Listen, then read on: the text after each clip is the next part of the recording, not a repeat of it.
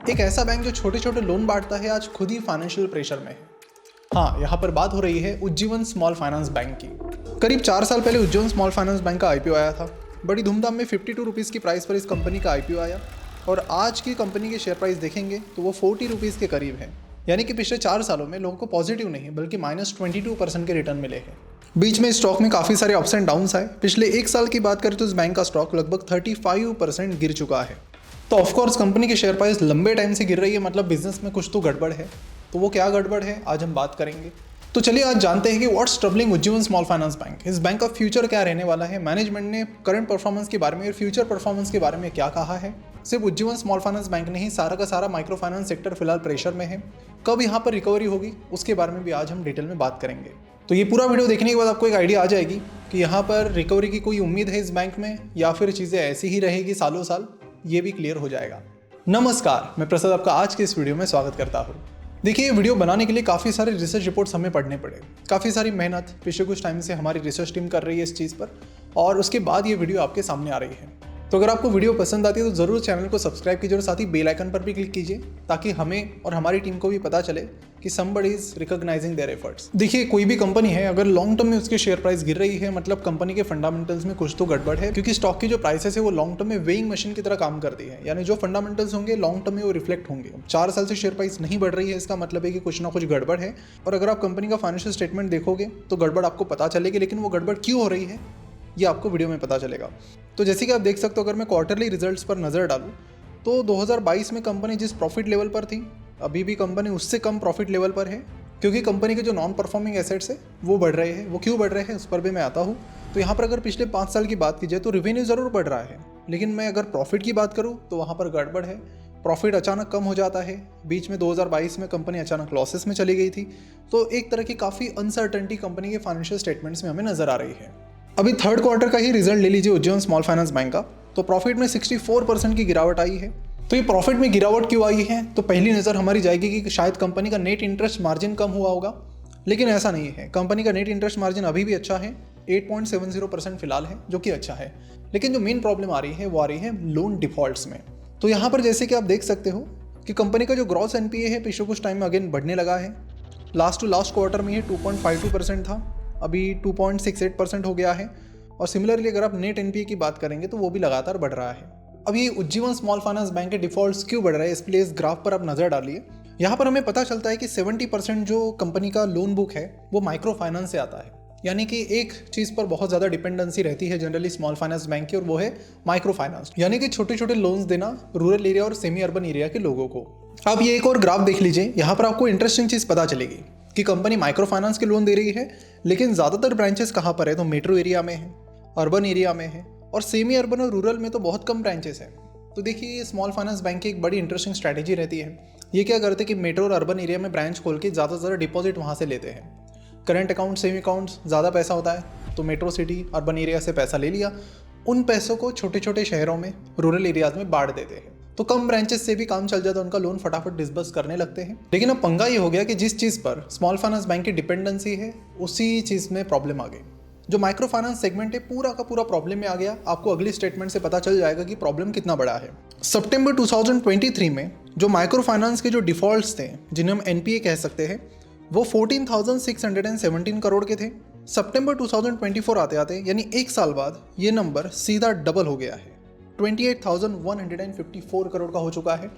Defaults crazily बढ़ गए, 100% से बढ़ गए हैं, और यही चीज़ सीधी कंपनी के इन फाइनेंशियल स्टेटमेंट्स में रिफ्लेक्ट हो रही है। और इन डिफॉल्ट्स की बात की जाए तो कुछ पर्टिकुलर स्टेट्स पाए गए हैं जहां पर सबसे ज़्यादा उज्जीवन स्मॉल फाइनेंस बैंक के डिफॉल्ट्स हो रहे हैं। उसमें आता है बिहार, उत्तर प्रदेश, तमिलनाडु और उड़ीसा। वीडियो में आगे बढ़ने से पहले मैं आपसे एक सवाल पूछना चाहता हूँ कि अगर आप इंडिया में कोई बिजनेस चलाते हैं तो जीएसटी, जो भी इन्वॉइसेस है उन्हें मैनेज करना, ई वे बिल्स, ये सारी चीज़ें मैनेज करना अपने आप में एक फुल टाइम जॉब लगता है, राइट? लेकिन अब नहीं, क्योंकि अब आपको मिलेगा एक स्मार्ट सोल्यूशन जिसका नाम है ओडू का अकाउंटिंग ऐप, जिसमें आपकी ढेर वो सारी चीज़ें ओडू आसान बना देता है। जैसे कि जीएसटी की अगर बात करें तो मान लीजिए ई इन्वॉइसिंग ऑटोमेशन का काम है, तो ओडू पर इन्वॉइस कंफर्म करो और ओडू गवर्नमेंट पोर्टल पर डेटा ऑटो सेंड कर देता है। जीएसटी रिटर्न का काम है, पूरा सपोर्ट ओडू देगा with dedicated sections for GSTR 1, 2B and 3।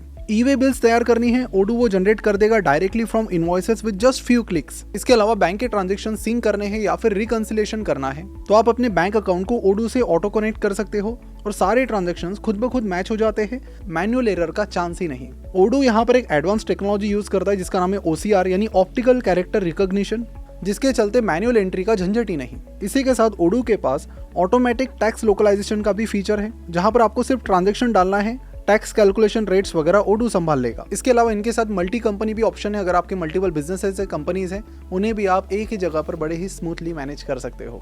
इसके साथ ही ओडू आपको देता है रियल टाइम रिपोर्ट्स और AI पावर्ड सजेशन। और ये तो बस एक ऐप है जिसे ओडू ऑफर कर रहा है, इसके अलावा ये दर्जनों अलग अलग ऐप्स प्रोवाइड करते हैं। जैसे कि अगर आपको कंपनी की वेबसाइट बनानी हो, सेल्स डेटा मैनेज करना हो, इन्वेंट्री मैनेज करनी हो, मैन्युफैक्चरिंग, HR, ये सारी चीजें आपको ओडू पर मिल जाती हैं। और सबसे इंटरेस्टिंग बात, अगर आप ओडू का एक ऐप यूज करते हैं, जैसे इस केस में अकाउंटिंग ऐप यूज करते हो, तो लाइफ टाइम के लिए फ्री है, ₹1 आपको देने की जरूरत नहीं, बिना कोई टर्म्स एंड कंडीशन के। और इसके अलावा अगर आपको कोई एडिशनल ऐप यूज करनी है तो आप अपने प्लान को अपग्रेड आसानी से कर सकते हो। तो वेट के इस बात का, अभी डिस्क्रिप्शन और कमेंट बॉक्स में जाइए, ओडू को चेकआउट कीजिए, आपके बिजनेस को ये बहुत ही स्मूथ बना देगा और आपके ढेरों सारे घंटे दिन ये बचा लेगा बड़े आसानी से। अब चलते हैं वीडियो की तरफ। अब देखिए, माइक्रो फाइनेंस सेक्टर में जो डिफॉल्ट्स हो रहे हैं उसके पीछे कुछ मेन इंपॉर्टेंट रीजंस है। पहला ये है कि बहुत सारे लोगों ने ओवर लेवरेजिंग करके रखी है, क्योंकि हर बैंक को अपनी लोन बुक बढ़ानी थी, तो इसीलिए उन्होंने फटाफट लोन देना शुरू किया, प्रॉपरली चेक नहीं की चीज़ें, जिससे हुआ ये कि एक व्यक्ति ने मल्टीपल बैंक से अलग अलग लोन लिए और एक दूसरे को उसके बारे में पता ही नहीं चला। और ऐसा हुआ है क्योंकि छोटे अमाउंट के लोन है तो किसी ने ज़्यादा इंक्वायरी की नहीं, किसी ने ज़्यादा चेक किया नहीं, लेकिन अब ये लोग फिर रिपे करने में दिक्कत दे रहे हैं। सेकंड चीज़ ये है कि बहुत सारे पॉलिटिशियंस ये वादा करते हैं इलेक्शन के टाइम में कि हम आपका ये लोन माफ़ कर देंगे, जो आपने एग्रीकल्चर से रिलेटेड लोन लिया है वो माफ़ कर देंगे। अब होता यह है कि कई सारे जो रूरल एरियाज़ के लोग हैं उनमें ये अफवाह फैल गई कि आपका एग्री लोन तो माफ़ होगा, साथ ही आपने जो पर्सनल लोन और बाकी लोन लिए वो भी माफ़ हो जाएंगे। तो लोगों ने उस आशा में कि इलेक्शन है तो पॉलिटिशियंस लोन माफ़ कर देंगे, उस आशा में लोन पे ही नहीं किए, तो उसकी वजह से भी अगेन इन बैंक्स को दिक्कतें आने लगी। और तीसरी चीज़, रूरल एरिया काफ़ी हद तक डिपेंड करता है फार्मिंग पर। जैसे ही कोई चेंजेस वहाँ पर आ जाते हैं कि अगर फसल अच्छे से नहीं हुई तो भी उसका सीधा इम्पैक्ट होता है। अब ये रिस्क बैंक्स ने उस टाइम बहुत अग्रेसिव थी, हर किसी को लोन फटाफट बांटना था, एक बड़ा बैंक बनना था। क्योंकि देखिए, 2-3 चीज़ें मैं आपको इंटरेस्टिंग बता देता हूँ कि जो भी स्मॉल फाइनेंस बैंक्स है ना, सबकी मंशा एक ही है कि हमें बड़ी बैंक बनना है, कमर्शियल बैंक का लाइसेंस लेना है। देखिए, RBI की टर्म्स एंड कंडीशंस के अनुसार अगर किसी भी स्मॉल फाइनेंस बैंक को यूनिवर्सल बैंक का लाइसेंस चाहिए, जो हर स्मॉल फाइनेंस बैंक को चाहिए ही चाहिए, उसके लिए कुछ कंडीशंस है। पहली कंडीशन ये है कि बैंक के पास कम से कम 1000 करोड़ का नेटवर्थ होना चाहिए, ग्रॉस NPA 3% से कम होना चाहिए, नेट NPA आपका 1% से कम होना चाहिए, बैंक स्टॉक एक्सचेंज पर लिस्ट होना चाहिए, पिछले 2 फाइनेंशियल ईयर में बैंक का नेट प्रॉफिट होना चाहिए और बैंक की ग्रोथ भी अच्छी होनी चाहिए। तो हर एक बैंक ज़्यादा ग्रोथ के लिए फिर धड़ाधड़ लोन बांटने लगा, लेकिन अब पूरा का पूरा माइक्रो फाइनेंस सेक्टर ही प्रॉब्लम में आ गया, तो चीज़ें ऐसी हो गई कि जिसके बारे में बैंक ने सोचा भी नहीं था। तो यहाँ पर रिकवरी के कुछ चांसेस है। तो देखिए, ये जो प्रॉब्लम है डिफ़ॉल्ट्स का, ये उज्जीवन स्मॉल फाइनेंस बैंक के मैनेजमेंट को आज से करीब 1-1.5 साल पहले ही पता चल गया कि यहाँ पर जो हमने किया है या फिर जो सारी स्मॉल फाइनेंस बैंक ने किया है। देखिए, RBI का ये कहना है कि आपको रूरल एरिया में स्मॉल फाइनेंस बैंक को पर्टिकुलर क्राइटेरिया दिए गए हैं कि आपको ज़्यादातर लोन रूरल एरियाज़ में बांटने हैं, तो इन्होंने अनसिक्योर्ड लोन ज़्यादा बांटे, पर्सनल लोन वगैरह। उज्जीवन स्मॉल फाइनेंस बैंक की बात करें तो उसके सिक्योर्ड लोन्स मात्र 38% के हैं और अनसिक्योर्ड लोन 62% के हैं। अनसिक्योर्ड लोन मतलब पर्सनल लोन की तरह कि डिफ़ॉल्ट हो गए तो आपके पास कुछ गिरवी रखा नहीं है सामने वाले ने, तो आपको लॉस ही बुक करना है ऑलमोस्ट उस पर। लेकिन कुछ बैंक से, जैसे हमने recently EU small finance bank की बात की थी, जिसने 90% जो लोन्स है वो सिक्योर्ड लोन्स दिए हैं, ज़्यादा रिस्क लिया नहीं है। तो ये कुछ चीज़ें हैं जो उज्जीवन स्मॉल फाइनेंस बैंक को EU स्मॉल फाइनेंस बैंक से सीखना पड़ेगा कि चाहे आप कितने भी अग्रेसिव क्यों ना हो, रिस्क मैनेजमेंट आपको प्रॉपरली करना पड़ेगा। और ये तो चीज़ है कि उज्जीवन ने वो प्रॉपर रिस्क मैनेजमेंट यहाँ पर नहीं किया है, ज़्यादातर अनसिक्योर्ड लोन्स बांटे, माइक्रो फाइनेंस सेक्टर प्रॉब्लम में आ गया, डिफ़ॉल्ट्स होने लगे और उसका सीधा इम्पैक्ट कंपनी के फाइनेंशियल स्टेटमेंट्स में भी दिख रहा है। तो देखिए, ये तो हो गया एक कारण कि NPA बढ़ गया, जिसके लिए परफॉर्मेंस खराब हो गई बैंक की, शेयर प्राइस गिरने लगी। लेकिन ग्रोथ की भी अगर बात करें तो उज्जीवन स्मॉल फाइनेंस उस तरह की ग्रोथ नहीं दिखा पा रही है पिछले कुछ टाइम में, जो उसे दिखानी चाहिए या किसी भी स्मॉल फाइनेंस बैंक को दिखानी चाहिए, क्योंकि अपॉर्चुनिटी बहुत बड़ी है। ये कुछ आप एक ग्राफ देख लीजिए, इससे आपको ये पता चल जाएगा कि माइक्रो फाइनेंस सेक्टर में काफ़ी कुछ चेंजेस हो रहे हैं। माइक्रो फाइनेंस सेक्टर का जो पूरा लोन पोर्टफोलियो है वो है 4.14 लाख करोड़, बहुत बड़ा है। और उसमें इंटरेस्टिंगली 71.3% शेयर अगर किसी का है तो वो NBFCs, non banking finance companies, और जो छोटी मोटी माइक्रो फाइनेंस कंपनीज हैं उनका है। स्मॉल फाइनेंस बैंक का इसमें जो शेयर है वो मात्र 16.8% का है, और वो भी यहाँ पर लगातार गिरते जा रहा है। और इसमें भी 75% से जो ज़्यादा स्मॉल लोन्स है, छोटे मोटे लोन्स है, वो फिनटेक प्लेटफॉर्म्स के जरिए दिए जा रहे हैं, जैसे कि पेटीएम है, फ़ोनपे है, और भी जो छोटे मोटे ऐप्स हैं। अब उज्जीवन स्मॉल फाइनेंस की भी बात करें तो इतना टेक सेवी नहीं है, तो बहुत सारे लोग जो इजी प्लेटफॉर्म है, बेसिक अच्छे मोबाइल ऐप्स हैं, उनको यूज़ करके फटाफट लोन ले रहे हैं। लेकिन वहीं पर उज्जीवन स्मॉल फाइनेंस बैंक की बात करें तो उनका जो ऐप है, इसका नाम है उज्जीवन मोबाइल बैंकिंग, उतना टेक सेवी नहीं है। 3.5 स्टार की रेटिंग है और बहुत ही बेसिक सा ऐप है। तो एक तो उज्जीवन को यहाँ पर टेक्नोलॉजी पर काम करने की ज़रूरत है। सेकंड कि जो मल्टीपल फिनटेक प्लेयर्स हैं उनके साथ टाई अप करने की ज़रूरत है, क्योंकि वैसे भी बहुत सारे फिनटेक प्लेयर है, फ़ोनपे है, पेटीएम है, इनके मल्टीपल NBFCs ले लो या माइक्रो फाइनेंस कंपनीज, उनके साथ टाई अप होते हैं और फिर टाई अप के जरिए ज़्यादा से ज़्यादा लोन वो डिस्बर्स करते हैं। तो यहाँ पर टेक्नोलॉजी पर भी इन्हें काम करने की फिलहाल ज़रूरत है, बहुत ज़्यादा ज़रूरत है। तो प्रॉब्लम क्या है वो तो समझ में आ गया। अब सोल्यूशन की बात करते हैं तो बैंक ने इस प्रॉब्लम को, जैसे मैंने कहा, कि पहले ही आइडेंटिफाई कर लिया है और उनका ये कहना है कि मार्च 2025 तक जो भी प्रॉब्लम रहेंगे हमारी बैलेंस शीट से धीरे धीरे क्लियर हो जाएंगे और उसके बाद आपको एक क्लैरिटी आना शुरू हो जाएगी।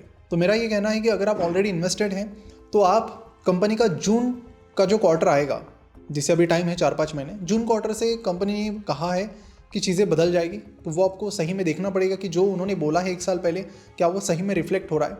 क्योंकि उन्होंने ऑलरेडी कहा है कि मार्च तक तो कुछ होने की चांसेस नहीं है, जो पहले हो चुका है उसका इम्पैक्ट तो हमें झेलना पड़ेगा मार्च मंथ तक, लेकिन उसके बाद रिकवरी यहाँ पर आ जाएगी। साथ ही रिसेंटली कंपनी के जो मैनेजमेंट है उसमें चेंजेस हुए हैं। संजीव नौतियाल बैंक के नए MD और CEO बन चुके हैं जुलाई 2024 से। तो क्या वो बैंक को टर्न अराउंड कर पाएंगे, ये अगले क्वार्टर से थोड़ा समझ में आ जाएगा। तो क्वार्टर ऑन क्वार्टर आप चीज़ों को थोड़ा ट्रैक करिए। मार्च में भी उन्होंने जैसे बताया कि ज़्यादा उम्मीद नहीं है रिकवरी की, लेकिन जून क्वार्टर से उन्होंने रिकवरी की बातें की है। तो जून क्वार्टर से आपको चीज़ें चेक करनी चाहिए। अगर आप ऑलरेडी इन्वेस्टेड नहीं हैं और प्लान कर रहे हैं तो मुझे लगता है कि मार्च मंथ तक तो उन्होंने बता दिया था कि खराब परफॉर्मेंस जारी रहेगी बिजनेस में। तो जून क्वार्टर से आप एक बार चेक कर सकते हो कि क्या वहाँ पर रिकवरी हो रही है क्या, और उसके बाद अपनी फिर डिसीजन और रिसर्च आगे बढ़ा सकते हो। लेकिन फिर भी अगर बोलूँ तो जब भी आप किसी भी स्मॉल फाइनेंस बैंक का एनालिसिस कर रहे हो, मेक श्योर कीजिए कि उसके अनसिक्योर्ड लोन्स कितने हैं। अगर बहुत ज़्यादा अनसिक्योर्ड लोन्स है, अनसिक्योर्ड लोन्स मतलब कोई गिरवी के सामने वाले ने कोई चीज़ रखी नहीं है, तो ऐसे में अगर वो चीज़ डिफ़ॉल्ट हो जाती है तो आपके पैसे मतलब मुश्किल है वापस मिलना। वहीं पर हाउसिंग लोन वगैरह ये जो होते हैं सिक्योर्ड लोन्स है, अगर किसी ने डुबा दिए तो उसका मकान जब्त कर लिया जाएगा और वहाँ से पैसे रिकवर होते हैं। तो ये एक बेटर माना जाता है रिस्क प्रोफाइलिंग के हिसाब से बैंक के लिए। तो ये चीज़ भी आप ज़रूर चेक कीजिए। कई सारी स्मॉल फाइनेंस बैंक है आज, ऑफकोर्स और अनडाउटेडली उसमें से काफ़ी सारी बैंक्स फेयरली वैल्यूड हैं, कुछ अंडर वैल्यूड भी हैं, लेकिन ये 2-3 चीज़ें आपको देखनी चाहिए। और साथ ही आप ये भी चेक कीजिए कि माइक्रो फाइनेंस की तरफ उनका जो शेयर है 70%, वो उससे थोड़ा कम ही हो तो बेटर है, क्योंकि ये सेक्टर आने वाले टाइम में भी थोड़ा स्ट्रगल कर सकता है। बंधन बैंक अगेन एक एग्जांपल है, उन्होंने भी काफ़ी ज़्यादा उनका पोर्टफोलियो माइक्रो फाइनेंस की तरफ था। माइक्रो फाइनेंस में प्रॉब्लम आ गई और that bank is struggling since a very very long time. तो सीधी सी बात है कि net interest margin small finance bank की बहुत बढ़िया है। अगर कहीं पर प्रॉब्लम है तो वो है रिस्क मैनेजमेंट में। तो रिस्क अगर अच्छे से मैनेज हो जाती है और ये 2-4 चीज़ें मैंने आपको बताई, वो अगर आप चेक करते हो सही से, तो एक काफ़ी अच्छी वैल्यू अनलॉकिंग आपके लिए साबित हो सकती है। तो it is a good sector to watch out for. बड़ा ही इंटरेस्टिंग सेक्टर है, ज़रूर सभी को वॉच करना चाहिए। लेकिन जो मैंने चीज़ें बताई वो भी देखनी चाहिए और क्वार्टर ऑन क्वार्टर परफॉर्मेंस भी देखनी चाहिए। और जाते थे एक और चीज़ बता देता हूँ कि नेट NPA से ज़्यादा फोकस आपका होना चाहिए ग्रॉस NPA पर। ठीक है, तो ग्रॉस NPA आपको देखना है, अगर 3 से ज़्यादा अगर जा रहा है तो that is very very risky. तो मेक श्योर कीजिए कि वो कंसिस्टेंटली 3 के नीचे ही हो, एकदम कंसिस्टेंटली। तो इन चीज़ों पर भी आप ज़रूर ध्यान दीजिए। तो इसे ज़्यादा से ज़्यादा अपने दोस्तों के साथ शेयर कीजिए जो उज्जीवन स्मॉल फाइनेंस बैंक में या तो इन्वेस्ट कर रहे हैं या फिर ऑलरेडी इन्वेस्टेड हैं, ताकि उन्हें भी कंपनी की जो करंट फंडामेंटल्स है वो क्लियरली पता चले और जो उन्हें बेटर रिसर्च करने में मदद करेगी। तो फिलहाल हम यहीं पर रुकते हैं। Thank you so much.